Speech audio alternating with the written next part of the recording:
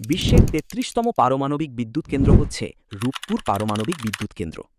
এটা শুধু একটা বিদ্যুৎ কেন্দ্র না, এটা দেশের এনার্জি ফিউচার বদলে দেওয়ার মতো একটা মেগা প্রজেক্ট। চলো এটা সম্পর্কে কিছু গুরুত্বপূর্ণ বিষয় জেনে নিই। তার আগে ভিডিওতে লাইক করো, যাতে আমি বুঝতে পারি যে তোমরা আমার ভিডিও পছন্দ করো। ১. বিশ্বের ৩৩তম দেশ। ইউরেনিয়াম ফুয়েল লোডিংয়ের মধ্য দিয়ে বাংলাদেশ বিশ্বের ৩৩তম দেশ হিসেবে পারমাণবিক শক্তি ব্যবহারকারী দেশের তালিকায় যুক্ত হয়েছে। ২. খরচ ও অর্থায়ন।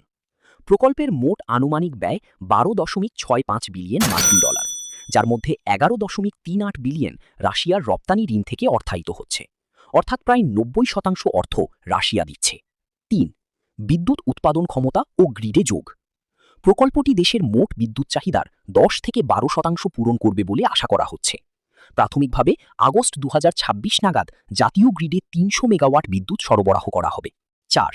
অত্যাধুনিক নিরাপত্তা ব্যবস্থা। কেন্দ্রটি ফুকুশিমা পরবর্তী নিরাপত্তা মান অনুযায়ী নির্মিত। এতে প্যাসিভ সেফটি সিস্টেম রয়েছে, যা মানবিক হস্তক্ষেপ ছাড়াই ৭২ ঘন্টা নিজেকে ঠান্ডা রাখতে পারে। ৫. আয়ুষ্কাল ১০০ বছর।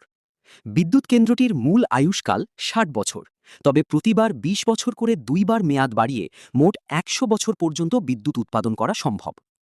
৬. জ্বালানি ও বর্জ্য ব্যবস্থাপনা। রাশিয়ার রাষ্ট্রীয় প্রতিষ্ঠান টিভিএল ফিউয়েল কোম্পানি পারমাণবিক জ্বালানি সরবরাহ করছে এবং রাশিয়া ব্যবহৃত জ্বালানি স্পেন্ট ফিউয়েল নিজেই ফিরিয়ে নেবে।